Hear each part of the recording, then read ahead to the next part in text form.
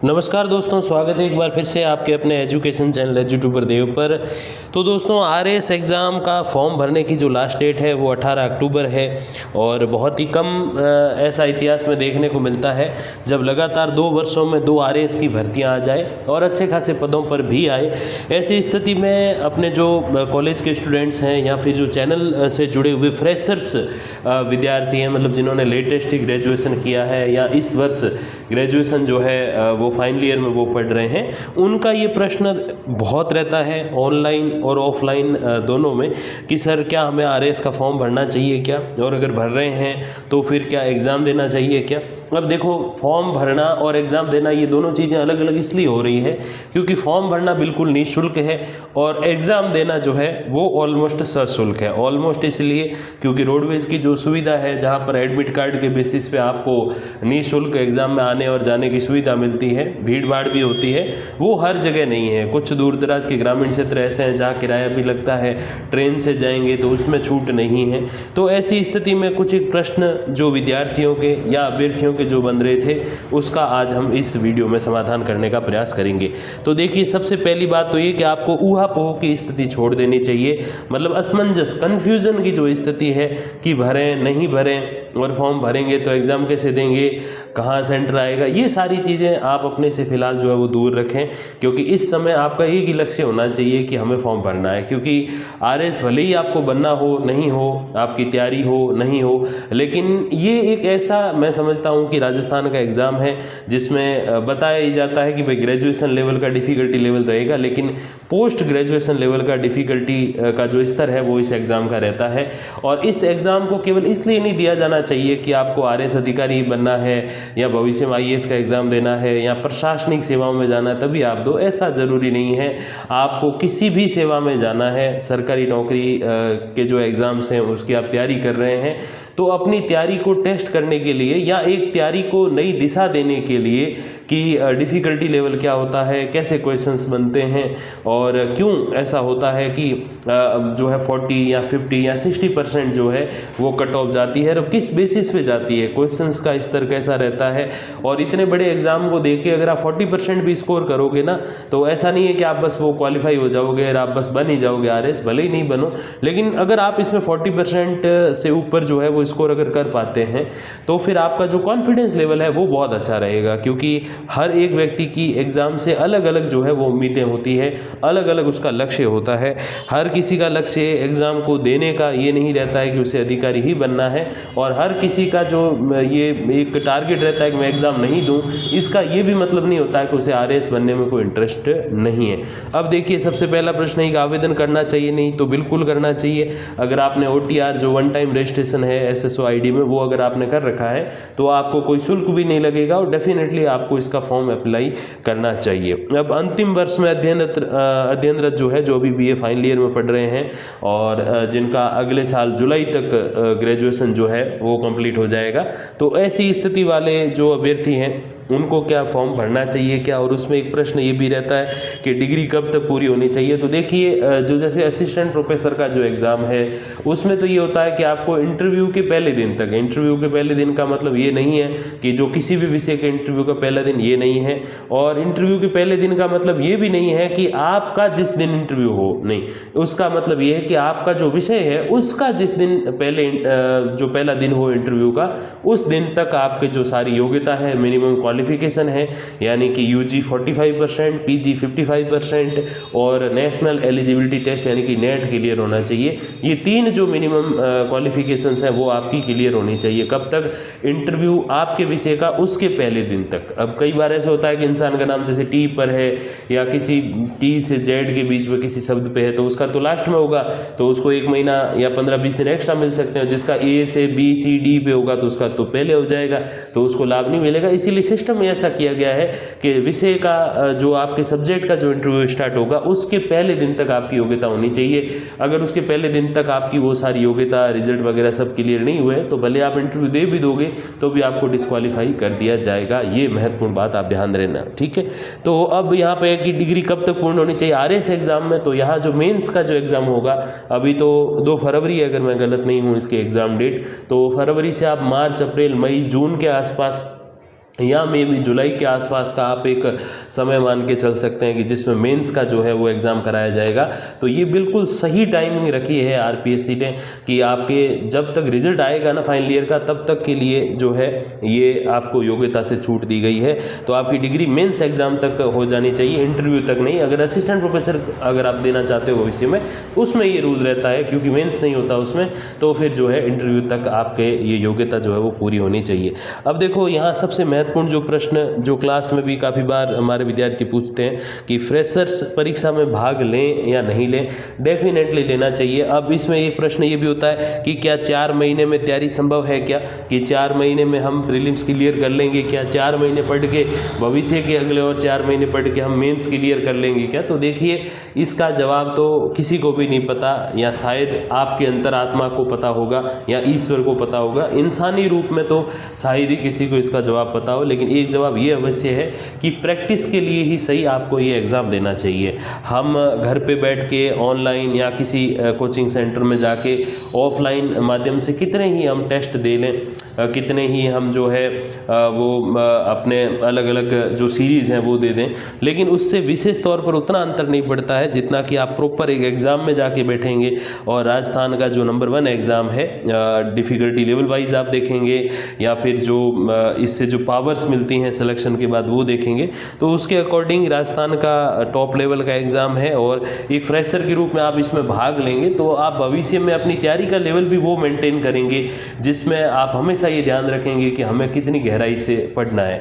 जैसे मैं difficulty level पे कई बार अगर बात करता हूँ तो मैं आपको बताता भी हूँ, जैसे जो 10वीं 12वीं डिफ़िकल्ट लेवल वाले जो एग्ज़ाम होते हैं, यानी कि जो सेकेंडरी स्तर या सीनियर सेकेंडरी स्तर के समकक्ष, उसमें ये होता है कि मोस्टली नॉर्मल क्वेश्चंस पूछे जाते हैं। जैसे बहुत जो बेसिक लेवल है तो उसमें ये पूछ लेंगे भाई राज्यपाल की नियुक्ति कौन करता है, या राज्यपाल को शपथ कौन दिलाता है, या फिर मुख्यमंत्री को शपथ जो है वो कौन दिलाते हैं, मुख्यमंत्री अपना इस्तीफा किसे देते हैं। तो ये तो चीज़ें जो है थोड़ा ढंग से नॉर्मली भी पढ़ा है तो लगभग सभी को इसके उत्तर पता होते हैं। ये नहीं कह रहा हूँ यही पूछे जाते हैं, डिफ़िकल्ट नहीं पूछे जाते, लेकिन मोस्टली जो क्वेश्चंस जो रहते हैं वो इसी टाइप के रहते हैं, जिसका एक फिक्स आंसर होता है। आपने थोड़ा सा ढंग से पढ़ा है तो आप उसको क्रैक कर जाओगे और 60% समथिंग आप बना जाओगे, ये रहता है।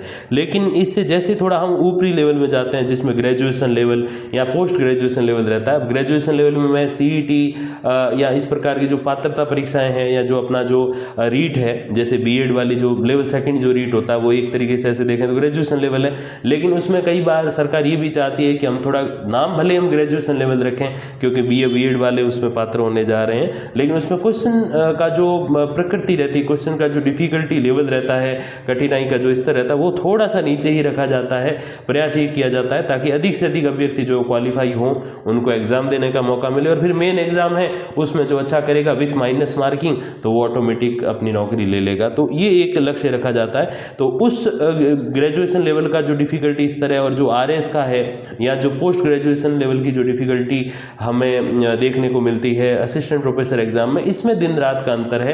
क्योंकि ये कोई ऐसे देखें तो पात्रता परीक्षाएं नहीं है, हालांकि इनको क्वालिफाई एग्ज़ाम बोलते हैं कि इनके जो 200 नंबर का जो पेपर है प्रीलिम्स का, इसमें आप चाहे कितने बना लो, भले 190 बना लो, आपको जो है 1% नंबर मेंस में जो 200 नंबर के 4 पेपर होते हैं 800 नंबर के, उसमें नहीं जोड़ा जाएगा।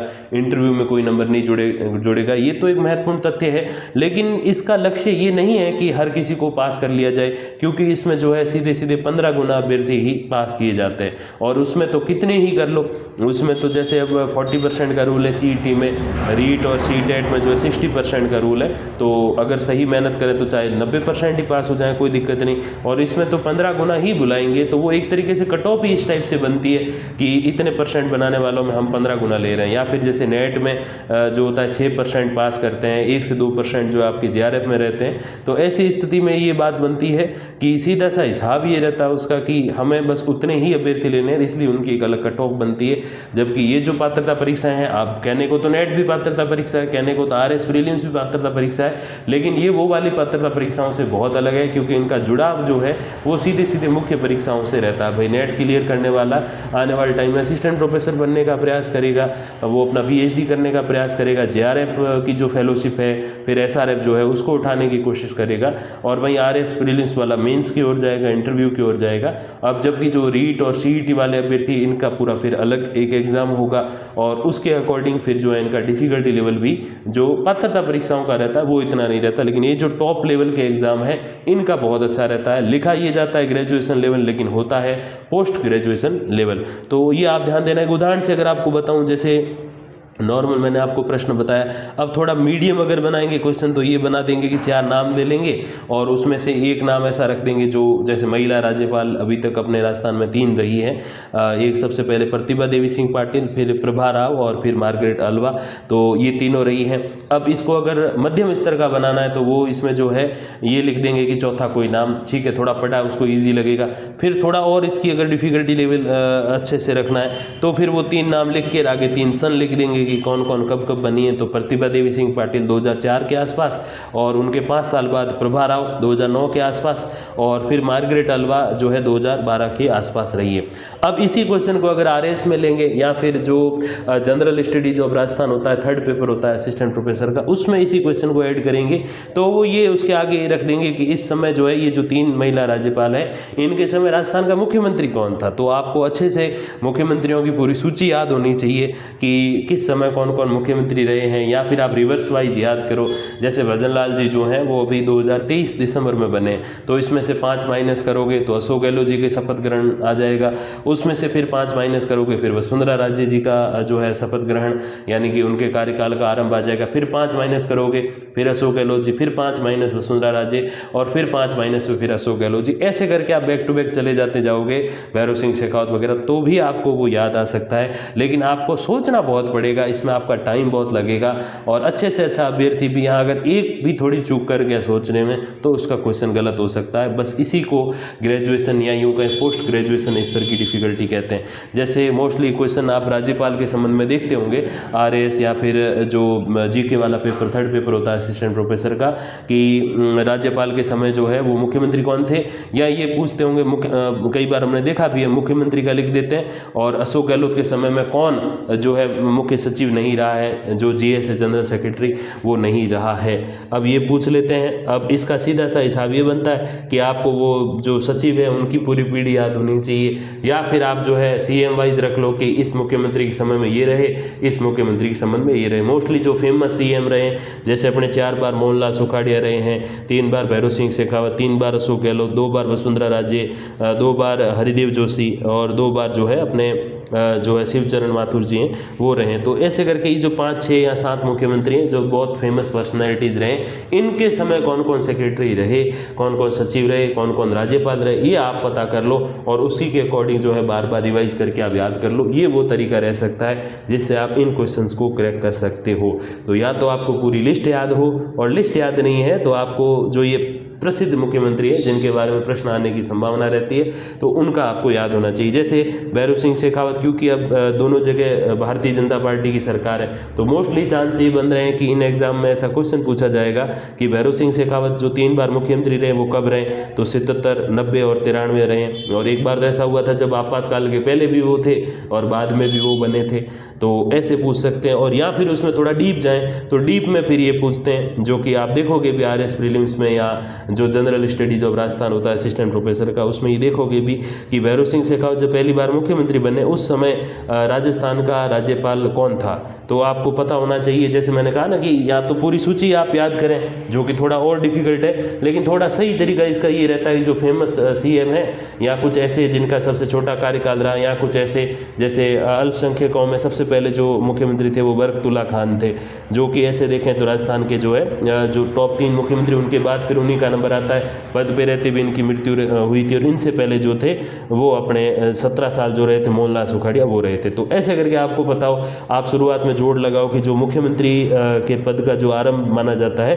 1952 से माना जाता है और राज्यपाल का 1956 से माना जाता है। तो आप इसमें भी हिसाब लगा सकते हो कि भाई शुरुआत में जो है 1 साल रहे थे टीकाराम पालीवाल, लगभग 1 साल, ऑन एन एवरेज आप ऐसे लगाओगे तो भी सही आ जाएगा। 2-1 साल रहे थे जयनारायण व्यास, और फिर मोहनलाल सुखाड़िया 17 साल रहे। भारत में में ऑलमोस्ट 17 साल पीएम जवाहरलाल नेहरू और राजस्थान में 17 साल सीएम के रूप में जो बिताए जिन्होंने, ये सबसे लंबे कार्यकाल हैं दोनों के ही, तो वो है मोहनलाल सुखाड़िया। तो आप जोड़ लोगे कि भाई 52, 17 और 3, 2 साल जयनारायण व्यास के और 1 साल टीकाराम पालीवाल का, तो ये 20 हो गए। तो 52 में आप 20 जोड़ोगे तो सीधा सीधा हिसाब निकल के आएगा 1972, 71-72 के आसपास।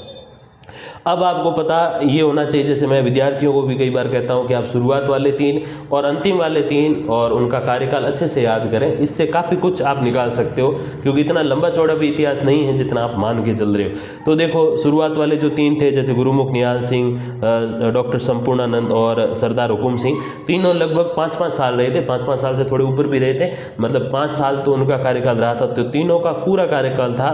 और गवर्नर का जो आरंभ माना जाता है 1 नवंबर 1956 से माना जाता है। तो 56 में आप 15 जोड़ दो, तो 56 और 10 हो गए 66, और 66 और 5 हो गए लगभग 71-72। तो ये मान के चलो कि जो तीसरे राज्यपाल थे वो ही राजस्थान के पहले अल्पसंख्यक मुख्यमंत्री जो थे बरकतुल्ला खान, जिनके नाम का स्टेडियम भी है जोधपुर में, उनके समय वो राज्यपाल रहे होंगे, उन्होंने शपथ दिलाई होगी। ऐसा आप लॉजिक लगाओगे तो सीधी सी बात ये बन के आएगी कि बरकतुल्ला खान जो है वो 1971-72 के आसपास सीएम बने, क्योंकि 52 से हमने 20 जोड़े थे, 71-72 आता है। अब 71-72 में क्यों कह रहा हूँ, क्योंकि थोड़ा 5-10 दिन ऊपर नीचे भी कार्यकाल होता है तो भी वो जो सन है वो पार हो जाता है। तो 71-72 में वो थे। और जो 56 में अगर हम 15 जोड़ते हैं, 5-5 साल का कार्यकाल टॉप 3 वाला, तो उसमें भी जो है लगभग यही जो है 71-72 निकल के आता है। यानी कि बरकतुल्ला खान जब मुख्यमंत्री बने थे उस समय जो राज्यपाल थे वो सरदार हुकुम सिंह थे।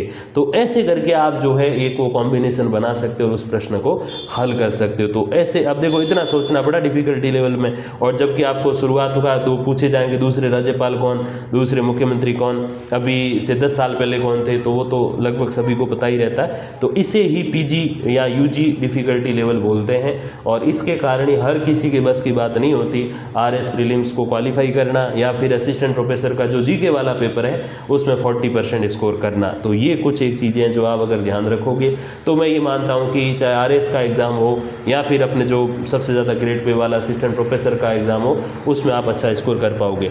अब एक महत्वपूर्ण बात यहाँ पे है कि सहायक आचार्य भर्ती की तैयारी करने वाले वो क्या करें, क्योंकि अपने जो सबसे ज़्यादा दर्शक हैं, यूँ कहें कि चैनल के सब्सक्राइबर जिन्हें मैं परिवारजन कहता हूँ, फैमिली मेम्बर्स, तो वो असिस्टेंट प्रोफेसर की तैयारी वाले या असिस्टेंट प्रोफेसर जो बन चुके हैं वो अधिक हैं। और वो दोनों ही मैं समझता हूँ कि देने की स्थिति में होंगे कि आरएस प्रीलिम्स हम लोग दें, बिल्कुल देना चाहिए, क्योंकि 40% तो सिलेबस सिमिलर है।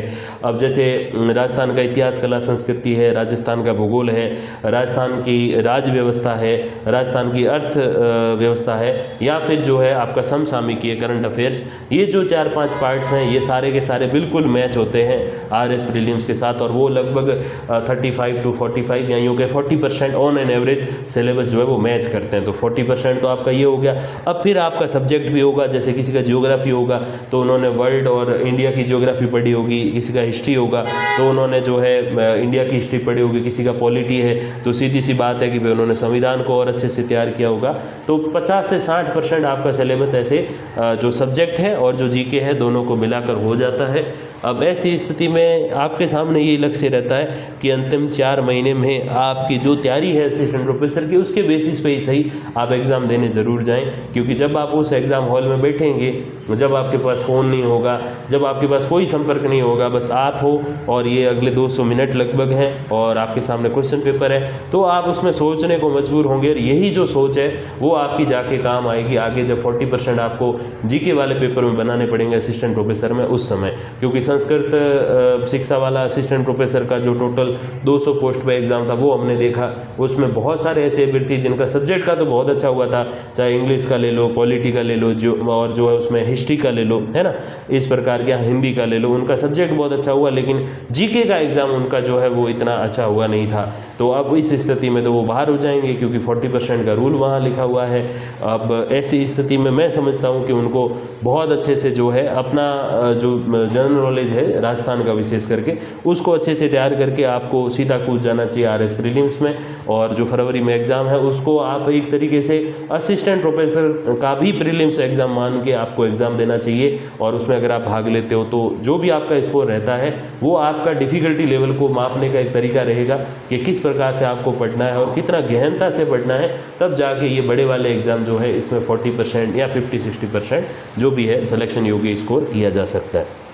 तो 4 महीने में चयन हो ना हो, लेकिन भावी भर्ती को देखते हुए अपना जो अलग टारगेट है उसको देखते हुए आपको आवश्यक रूप से तैयारी करनी चाहिए और आपको अपना लक्ष्य तय करना है। आपको ये नहीं देखना है कि आप असिस्टेंट प्रोफेसर की तैयारी छोड़ के इसमें कूद जाओ, या कोई फर्स्ट ग्रेड की तैयारी कर रहा है तो वो छोड़ के इसमें कूद जाए, ऐसा बिल्कुल भी नहीं करें। आप अपनी तैयारी कंटिन्यू रखें, जो लक्ष्य आपने तय किया उस लक्ष्य पे ही चलाएं।